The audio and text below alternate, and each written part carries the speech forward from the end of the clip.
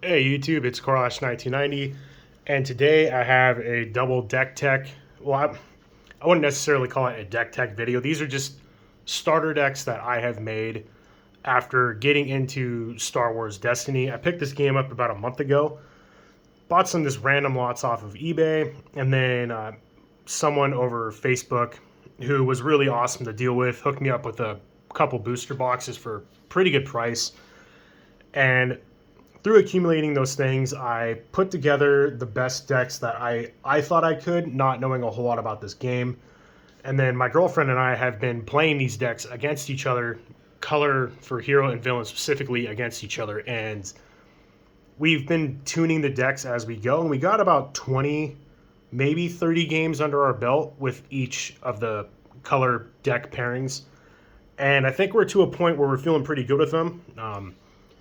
Her and I are enjoying the living hell out of this game, by the way. It really does make me kind of regret not playing it back when there was a community around, but I get to enjoy it at my own pace this way with my girlfriend, who is, yeah, she's always down to play this game, which is just always great.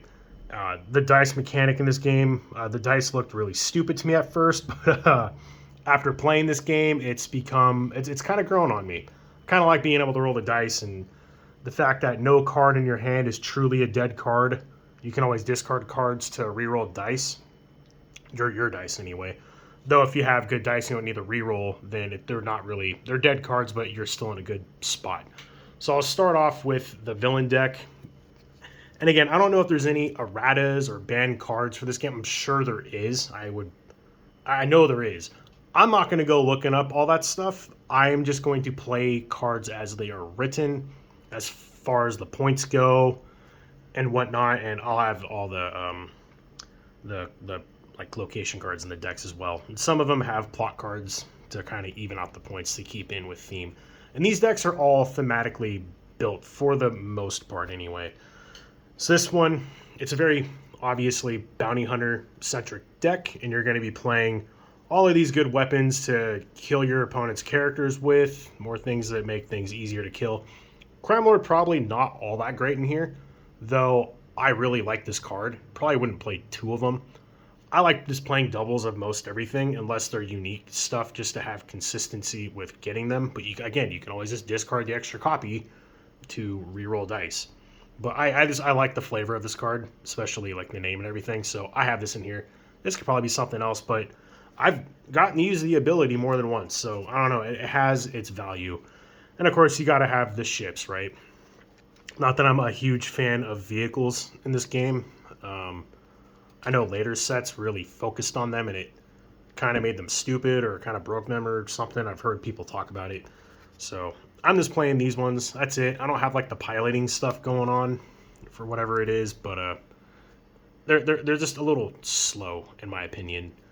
One dice, like you spend an action to play it, then you spend another action to roll a dice, and it's only one dice versus characters that have upgrades rolling multiple dice. And these are the downgrades, like the bounty cards I am playing. I like them for the curve that they have. I like them for the abilities that they have, especially this one, doing damage. Though this one's pretty good too once you defeat them. That free money you get towards the the third or fourth turn of the game, which typically is about how long games go for us, about 3 to 4 turns. Probably more often 4 than 3. This extra money comes in handy when you're dropping something like this that can just completely blow someone up.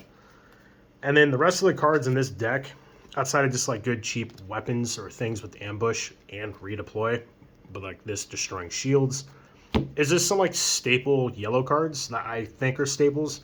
I call them staples because I've seen people talk about cards like this or Bamboozle quite a bit. So I just try to balance re-rolling dice or removing dice and then gaining resources, especially when you're playing a lot of stuff that cost 3, 4, and 5. Seeing you get 2 resources a turn, things that cost 4 and up, that's essentially 2 turns worth of resources that you need to generate. So this one, I mean, it has ambush, but it gains your opponent a resource, but it is what it is. These cards haven't been all that bad. They're just good 0 drop cards, well, this one being 2. These are all just good free cards that you get to play.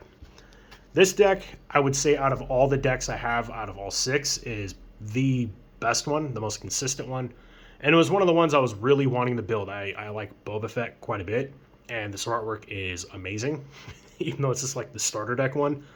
But I was hoping he would have like a bounty hunter effect, and he totally does.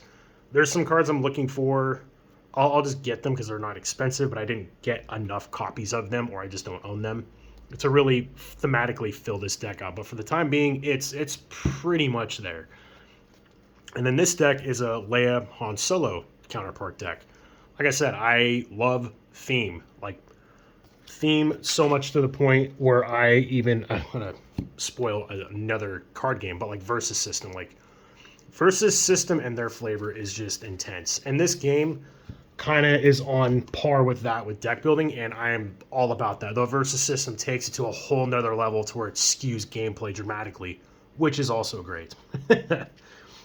But I love Leia's ability to play villain cards in your deck. So you get like really good weapons and other just like good solid cards. Where is it?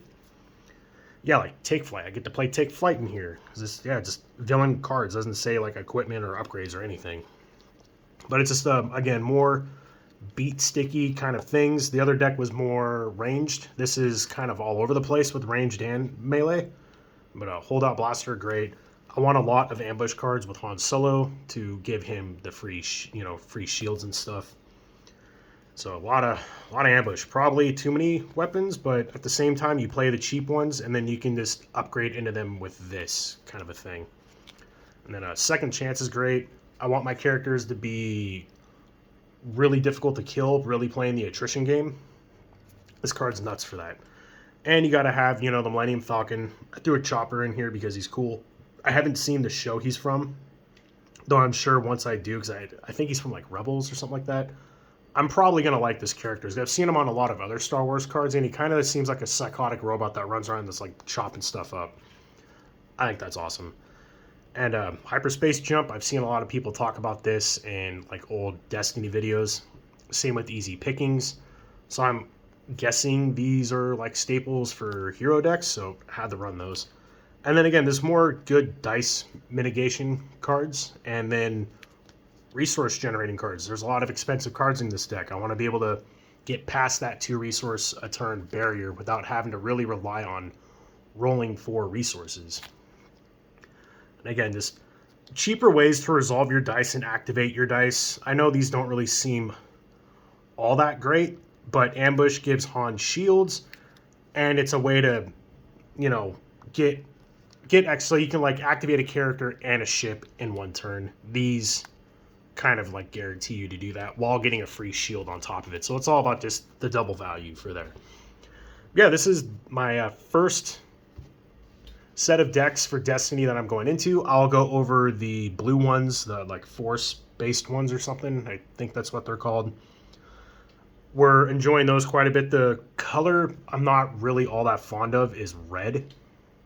And I really feel like red needs to be paired with something else, either blue or yellow. Probably more yellow.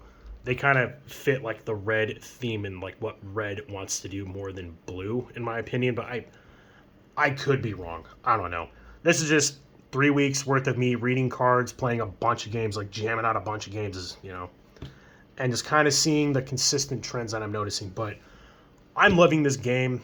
I will continue covering it on my channel. I'll do 2 more videos, and once I get a couple more cards, I want to make a Darth Vader deck, like really just soul Darth Vader deck. Same with Palpatine. And once I get those made, along with some other stuff, I will upload those deck tech videos, and then I'll get things to really solidify and finish these off and call them good. And I'll do an updated deck tech video for these. And someone was kind enough to mention to me, again, I'm going to talk about another card game in this video because it's all just kind of off the top of my head right now. In my Nightmare Before Christmas deck techs, a couple of my decks were actually illegal because me being dyslexic, I sometimes read things wrong, and I misunderstood the number of copies of a card you can run. So my Oogie Boogie deck, I have 6 copies of Oogie Boogie. I thought you can run 4 of each persona. It is just 4 copies of a named character in general. So I have updated those decks. There were 2 of them, I think, that were wrong. I've updated those, and I'll be re-uploading them And then eventually, once I get more time, I plan on reaching out to some of you through the Nightmare Before Christmas Discord and playing some games. I don't know if I can record games on my phone and then post them, because like I do all of my YouTube through my phone. So I don't know how much my phone can actually handle. So once I get an actual computer, I can start doing stuff like that, but I don't know when that's going to even happen or if it ever does happen. It probably will at some point, but probably not in the near future. So stay tuned for that as well. And again, thank you all for watching and commenting. It's been great just talking to all of you that are watching my stuff. It's great just chatting with just random people about things that we all enjoy. I may not get to some people fast. Sometimes I'm responsive, sometimes I'm not. It just depends on what I'm doing in my personal life and how busy I am with work. But I try to get back to everyone when I can in a respectful manner. And if I forget, it's not personal. I just lose track of things. And I have so much going on, like I said, as it is. But anyway, I thank you all again, and I'll catch you all next time.